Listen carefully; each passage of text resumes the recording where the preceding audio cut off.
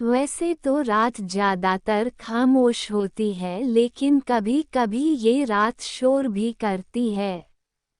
लेकिन रात के इस शोर को सुनना इतना आसान नहीं है। रात के 12 बज गए थे और रंजीता अपने बिस्तर पर उदासी बैठी थी। कभी वो खिड़की के बाहर जाती है तो कभी बिस्तर पर चुपचाप बैठ जाती। फिर बाहर बालकनी में जाकर खड़ी हो जाती। उसके हाव भाव बता रहे थे कि वो किसी का इंतजार कर रही थी। रंजीता, क्या बात हो गई? आज इस समय तक तो वो आ जाता था।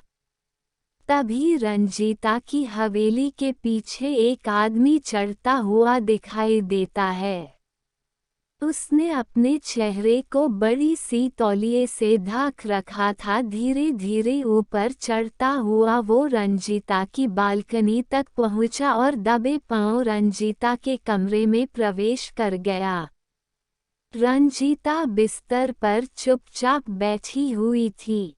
उसने पीछे से उसकी दोनों आंखों को अपने हाथ से ढक लिया और उससे पूछा, मोहन बताओ कौन? रंजीता ने उसके हाथों को पहले तो प्यार से छुआ और फिर उसे झटकते हुए बोली, रंजीता, 2 दिन हो गए तुम्हें फुर्सत नहीं है मेरे पास आने की। तुम्हें पता है तुम्हारे बिना मेरी हालत जल बिन मछली की तरह हो गई थी। ये कहकर रंजीता ने उस युवक को गले से लगा लिया। रंजीता की बातों को सुनकर उस युवक ने अपने चेहरे से तौलिया हटाया और फिर कहा, मोहन, आपको पता नहीं है क्या?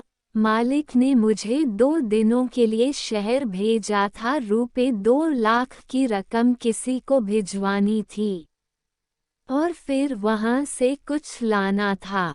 रंजीता, क्या लाना था? मोहन, सोने का नेकलेस। आपका जन्मदिन आने वाला है ना? रंजीता ने जब ये सुना है तो मुस्कुराते हुए मोहन की ओर देखने लगी और फिर उससे पूछा, रंजीता, तुम क्या गिफ्ट दे रहे हो जन्मदिन पर मेरे? मोहन, मैं क्या दे सकता हूँ, लेकिन मैं तो बचपन से नौकर हूँ यहाँ। रंजीता, तुम फिर शुरू हो गए। कोई नौकर और मालिक नहीं होता यहाँ, और जहाँ तक गिफ्ट की बात है, तुमसे महंगा गिफ्ट मुझे कोई नहीं दे सकता। ये कहकर रंजीता ने एक बार फिर मोहन को गले से लगा लिया और फिर वे दोनों डूब गए प्रेम के समंदर में, जहाँ पर डूबने के बाद बड़ा छोटा कोई नहीं होता। बस वहाँ होता है प्यार, प्यार और प्यार, जो दोनों प्रेम में डूबे हुए थे। अब तो सुबह होने वाली थी, तभी रंजीता के पिता ठाकुर वीरभद्र सिंह की जोरदार आवाज दोनों के कानों में पड़ी। वीरभद्र, मोहन, मोहन, अरे कहाँ बढ़ गया रे? ठाकुर साहब की आवाज सुनकर हल्की नींद में चले गए मोहन और रंजीता हड़बड़ाकर उठ बैठे। दोनों के दिल की धड़कन जोर जोर से धड़कने लगी। मोहन, लगता है मालिक साहब जाग गए हैं। ये तो बहुत बड़ी गड़बड़ हो गई है। हे भगवान, अब क्या करूं मैं? रंजीता, इतना डरोगे तो हो गया। सुनो, मैं नीचे जाती हूँ और बाबूजी को दूसरी बातों में लगाती हूँ। तुम जिस तरह पाइप के रास्ते से आए थे वैसे ही निकल जाओ और थोड़ी देर बाद बाबूजी के पास आ जाना। रंजीता की बात सुनकर मोहन दबे पांव कमरे से निकल गया। उधर रंजीता सीढ़ियों से उतरकर अपने पिता वीरभद्र सिंह के पास गई। रंजीता, क्या हो गया बाबूजी? अभी तो सूरज भी नहीं निकला और आप मोहन मोहन करने लगे। मोहन के बिना तो आपका काम ही नहीं चलता। वीरभद्र, वो तो है, लेकिन तू आज इतनी जल्दी कैसे जाग गई? 9 बजे के पहले तो तेरी आंख नहीं खुलती और आज 4 बजे ही। तभी वहां पर मोहन आ जाता है। उसे देखकर वीरभद्र सिंह उस पर चिल्लाते हुए कहते हैं, वीरभद्र, अरे कहाँ मर गया था रे तू, तुझे आवाज दे देकर गला बैठ गया मेरा। मोहन मालिक, वो भैंसिया चिल्ला रही थी इसलिए उसे चारा देने गया था। वीरभद्र, सुन, तुझे पता है न आज रंजीता का जन्मदिन है, शाम को बड़ी पार्टी है, कई लोग आएंगे उसमें, और हाँ, पार्टी में वीरपाल जी भी अपने बेटे अंगद के साथ आ रहे हैं, उनका विशेष ध्यान रखना। मैं चाहता हूँ कि रंजीता की शादी अंगद से हो जाए, और हाँ, एक बात और, मालकिन भी राजेश के साथ शहर से आ रही है, तो तू उन्हें लेने दोपहर में स्टेशन चले जाना। मोहन रंजीता के यहाँ नौकर का काम करता है, हालांकि उसे ग्रेजुएशन में गोल्ड मेडल मिला था।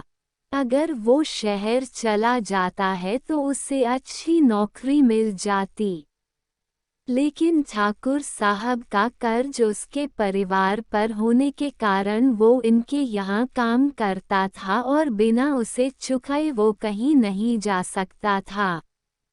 मोहन, कैसे चला जाऊं रंजीता, तुम्हारे पापा की नौकरी छोड़कर, तुम्हें पता है ना कितना कर्जा है उनका हमारे ऊपर, बिना उसे चुकाए गया तो वो मेरे बूढ़े माँ बाप को बहुत परेशान करेंगे।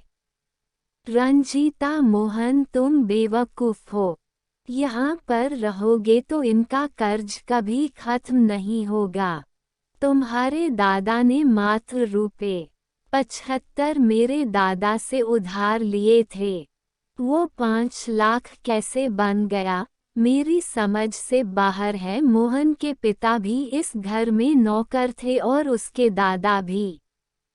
पीढ़ियों से मोहन का परिवार वीरभद्र सिंह के यहाँ नौकर का काम करता रहा था, लेकिन इस बात की परवाह किए बिना पिछले 2 सालों से रंजीता और मोहन के बीच प्यार का सिलसिला चल रहा था।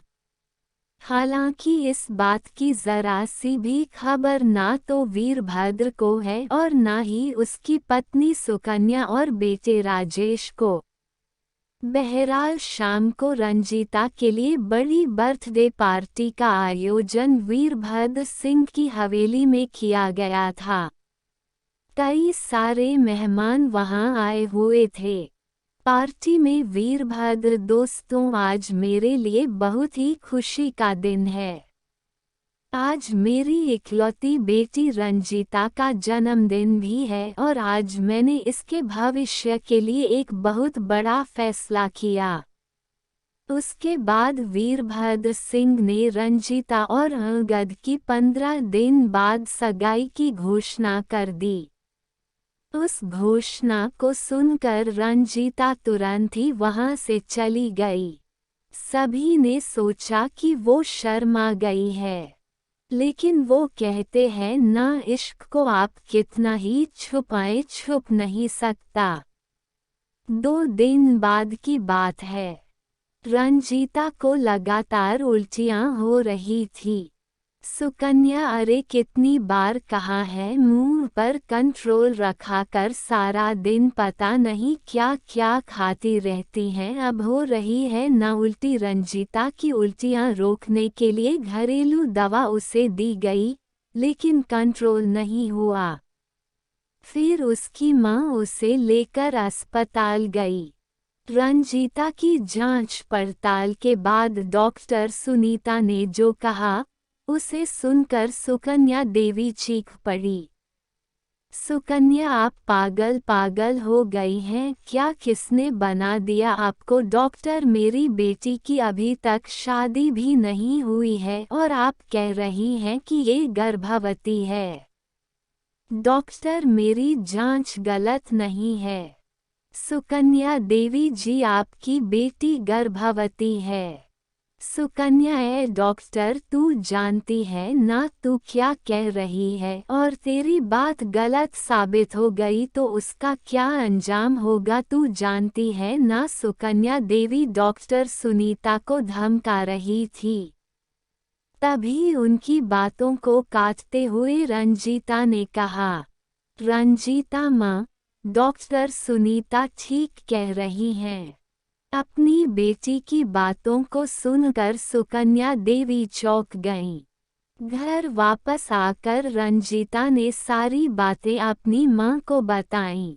उसने ये भी बताया कि उसने और मोहन दोनों ने छुपकर मंदिर में शादी भी कर ली है। सुकन्या, ये क्या नष्ट कर दिया तूने? अरे कुछ तो हम लोगों का मान रखा होता। हम लोग ठाकुर हैं और तूने अपने यहाँ के नौकर से प्यार कर लिया, और ना सिर्फ प्यार किया बल्कि उसके साथ मुंह भी काला कर लिया। करम जली, तू पैदा होते ही मर क्यों नहीं गई? शाम तक ये बात वीरभद्र सिंह और उनके बेटे राजेश को पता लग गई। दोनों का खून खौल उठा। राजेश उसी समय राइफल लेकर मोहन को मारने के लिए निकल रहा था। तभी सामने से मोहन आता हुआ दिख रहा है। राजेश ने आव देखा ना ताव, बंदूक उसके ऊपर डाल दी। रंजीता भागी भागी आई। रंजीता, ये क्या कर रहे हैं राजेश भैया? मोहन को छोड़ दो, मैं उससे बहुत प्यार करती हूँ।